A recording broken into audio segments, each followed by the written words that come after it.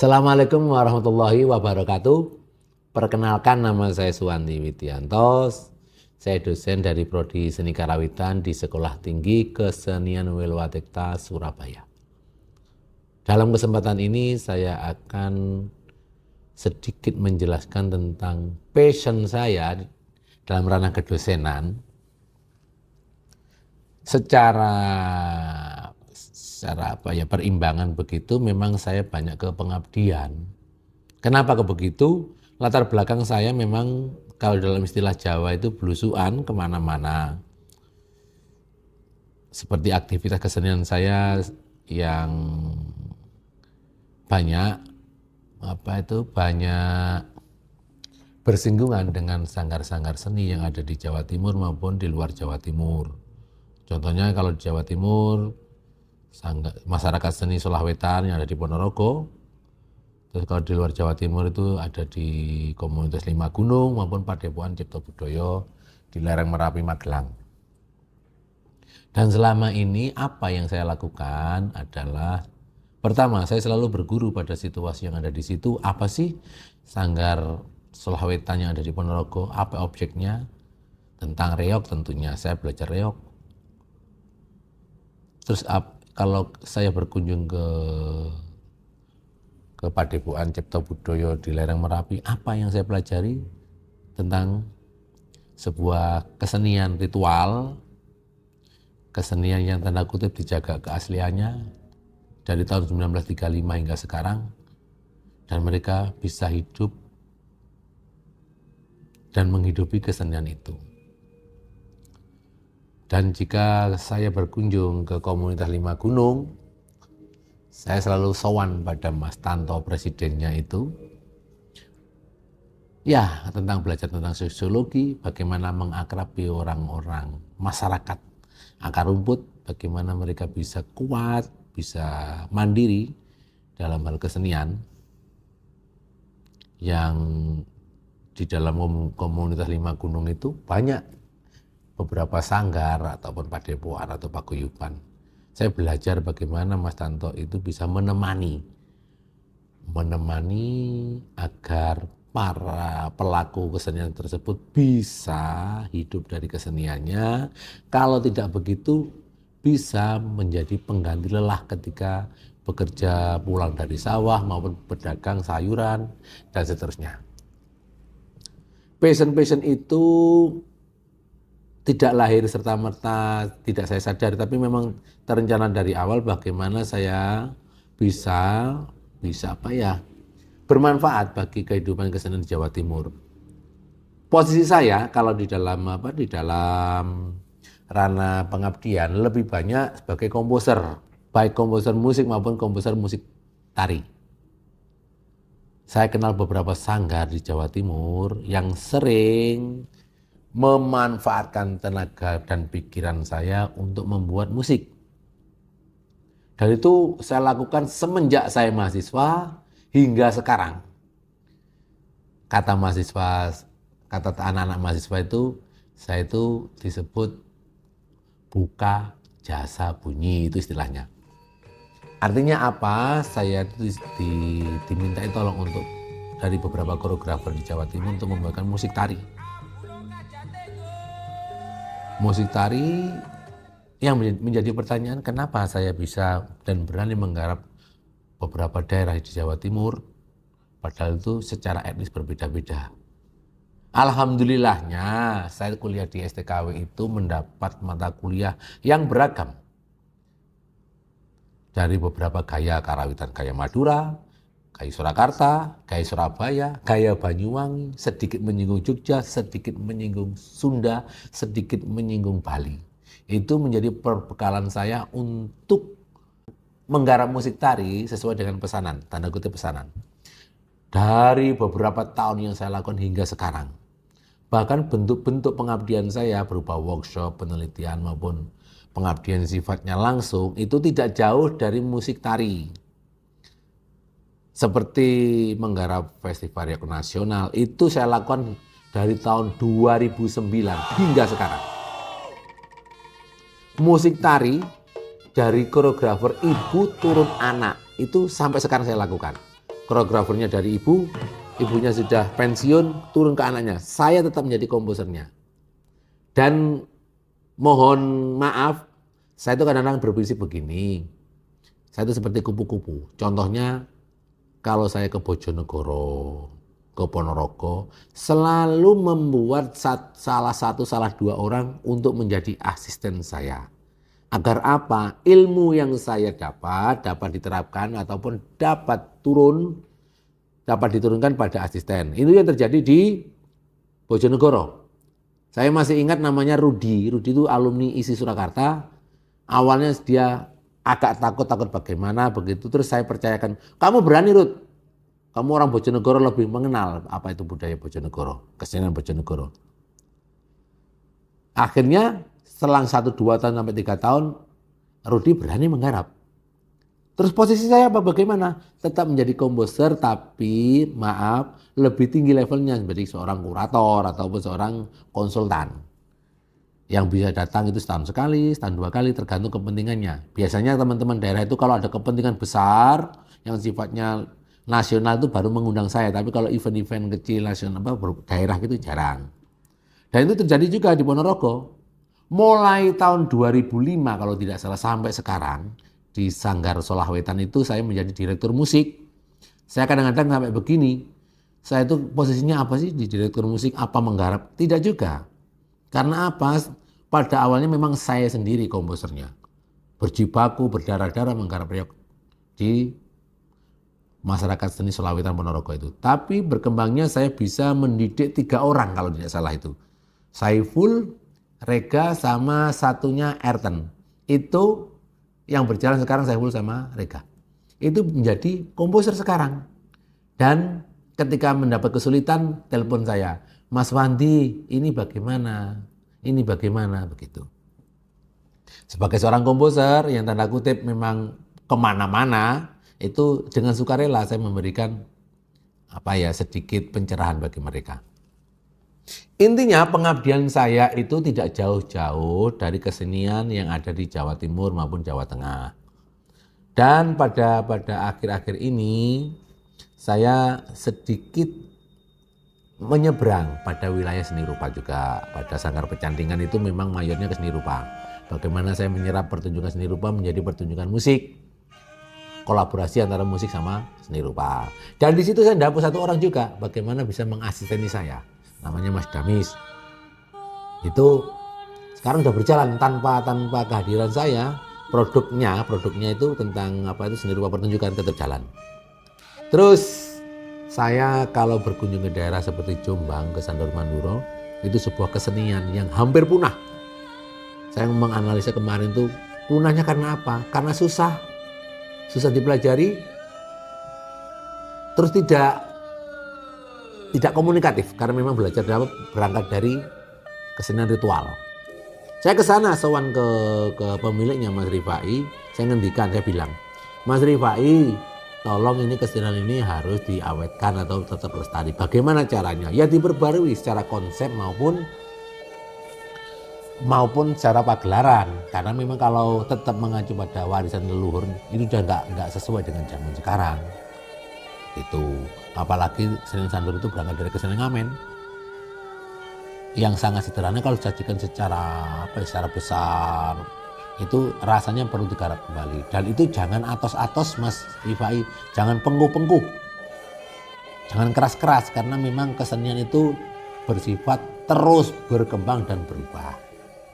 Hal ini saya lakukan kemana-mana, di Madura juga begitu, di Sanggar Makanati, di Pamekasan, Sanggar di Bangkalan itu apa itu lupa aku sampean, maupun di Bondowoso maupun di Banyuwangi.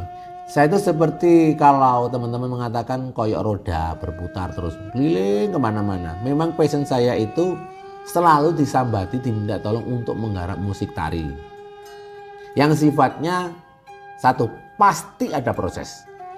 Tidak pernah saya mendapat job itu atau dimintai tolong dari barang yang ada terus dilakukan diulang lagi, enggak. Selalu dari awal. Enggak tahu teman-teman melihat saya itu bagaimana.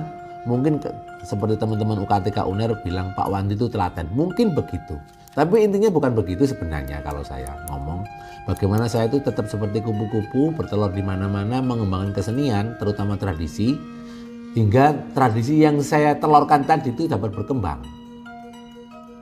Dan alhamdulillahnya apa yang saya lakukan bertahun-tahun itu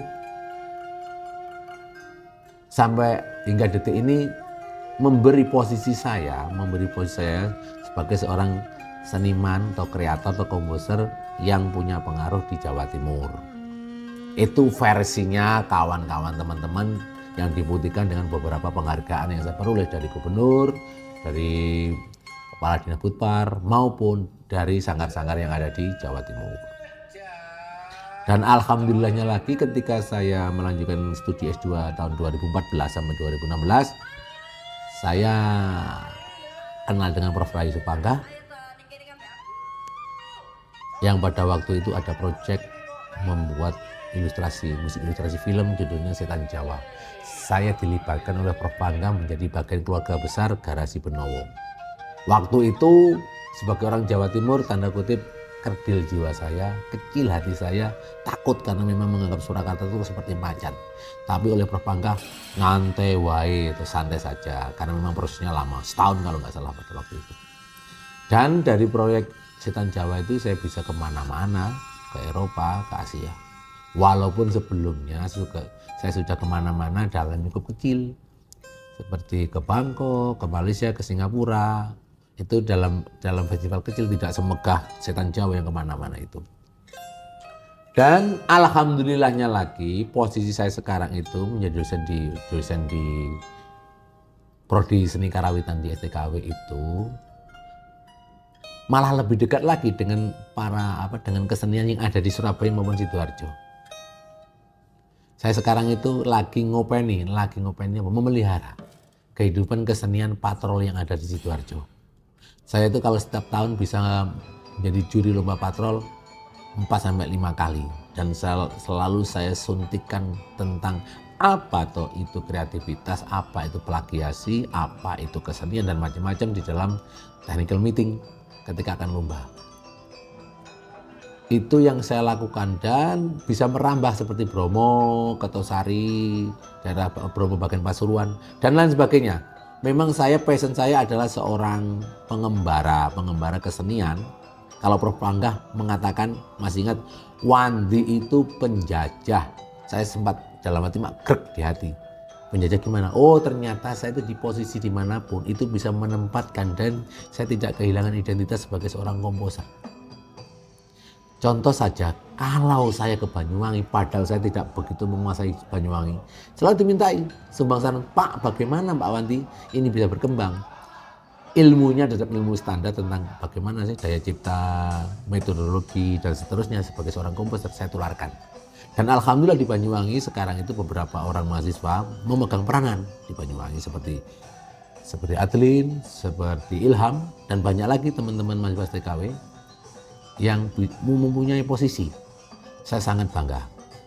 Dan ternyata telur-telur saya ketika saya menjadi kupu-kupu bisa menjadi ulat, kepompong dan menjadi kupu-kupu dan mengharumkan daerahnya masing-masing. Yang terakhir, pengabdian saya tentang menghidupi kesenian-kesenian yang tanda kutip hampir punah. Saya sekarang lagi seneng-senengnya pada Sandur Manduro itu memang hampir punah. Sebenarnya apa sih? Apa kehebatan Sandur Manduro? Tidak ada. Tapi saya menangkap sebuah keunikan. Dari keunikan itu memicu saya untuk selalu dekat dengan mereka. Kontak baik telepon maupun saya ke sana. Bermain saja, berkunjung ke sana. Agar apa? Perkembangan dari kesenian yang saya temani tadi itu bisa menghidupi dan dihidupi. Kesenian tidak hanya dihidupi tapi bisa menghidupi pelakunya. Saya masih ingat bagaimana ketika di Magelang, di Merapi, kesenian itu seperti tumbuhan, harus disiram. Dengan harapan ketika disiram bisa tumbuh dan bisa bermanfaat. Baik itu pohonnya, buahnya, daunnya, akar dan sebagainya. Saya masih ingat Mas Gari Nugroho ngendikan bilang, Seorang komposer, seorang seniman itu ibarat seorang petani. Ingin bertani secara cepat, nanam padi. Tumpang sari berarti apa? Nyambi antara padi sama palawija. Ada lagi petani yang tidak mengharapkan buah tapi mengharapkan sebuah kesejukan apa? Menanam pohon beringin. Bahkan petani ada yang menanam batu. Dengan harapan batu itu akan bermanfaat bagi masyarakat. Syukur-syukur dipuja-puja menjadi tempat yang wingit. Nah gitu. Itu seniman. Yang saya lakukan juga begitu. Saya tidak memandang bahwa kesenian itu tidak bermutu. Tidak. Di dalam pandangan saya tidak ada. Kesenian yang pada hakikatnya memang menyuarakan tentang kemanusiaan, tentang kejujuran, tentang kehidupan lah, humanisme gitu, mesti saya dekati. Karena memang passion saya itu senang hal-hal yang begitu. Bukan saya mendekati kesenian yang sudah jadi. Contohnya seperti dangdut. Sidoarjo, Surabaya itu dangdut koplo sudah banyak menyebar dan grupnya banyak. Saya tidak pernah berdekatan untuk menemani. Karena sudah hidup, kenapa harus didekati? Tetapi yang menggis-menggis, yang menggeh-menggeh, yang terengah-engah, pasti saya dekati dengan kemampuan saya. Begitu. Pengabdian saya menuntut saya sebagai seorang dosen untuk selalu dekat dengan masyarakat. Masyarakat yang mempunyai kesenian maupun masyarakat yang tidak mempunyai kesenian. Apa yang saya lakukan? Kalau kesenian apa ya harus dimajukan. Contoh ketika di Magelang, di Pakis itu, dari tidak ada apa-apa menjadi ada. Di Pakis, di Sanggar apa lupa saya namanya. Itu dari tidak ada apa-apa membentuk sanggar, akhirnya sekarang itu menjadi grup kesenian yang dibentukkan. Seperti itu. Terus ada lagi yang bukan apa-apa, tidak ada apa-apa, akhirnya terjadi seperti Sulawetan. Kita ngobrol aja. Bahkan Sulawetan itu namanya apa ya pada waktu itu? Teman-teman ngobrol, yuk kita buat pergerakan kesenian. Dan itu alhamdulillahnya, tanda kutip, kalau boleh ngomong, saya itu ikut berjasa meskipun kecil. Karena memang sebuah panggilan hati bahwa saya memang harus berkecimpung dalam dunia kesenian yang ada di masyarakat. Gitu. Saya kira begitu. Intinya pengabdian saya itu tidak jauh-jauh dari kesenian masyarakat. Kalaupun ada rezeki yang besar seperti ketemu Mas Karin, itu proyek-proyek yang sifatnya tanda kutip sangat prestisius, membanggakan. Dan kalau ada proyek-proyek kolaborasi baik dalam maupun luar negeri, itu rata-rata satu, memang pertemanan, yang kedua adalah memang tugas dari kampus. Yang terbaru sekitar September tahun 2023 saya harus kolaborasi dengan WAPA Australia Barat, kolaborasi musik. Saya komposernya dengan Dr. Lindsay itu tugas dari kampus. Itu rezeki saya. Apakah saya menghubungkan dengan pihak WAPA? Tidak, tapi rezeki saya delalah pihak konsulat Australia Jakarta itu butuh seorang komposer untuk berkolaborasi. Begitu. Jadi keberuntungan yang membuat passion saya langsung saya tentukan, saya di sini sebagai seorang komposer yang bergerak di bidang kesenian rakyat maupun kesenian yang terengah-engah. Saya kira begitu. Terima kasih, mohon maaf kurang lebihnya. Wassalamualaikum warahmatullahi wabarakatuh. I'm Lindsay Vickery from WAPA, the head of composition and music technology there. Just want to say, Pakwandi, we've had a really fantastic time working with you these last few days. I can't believe how much we've got through in a very short time. So thank you. It's been a great experience.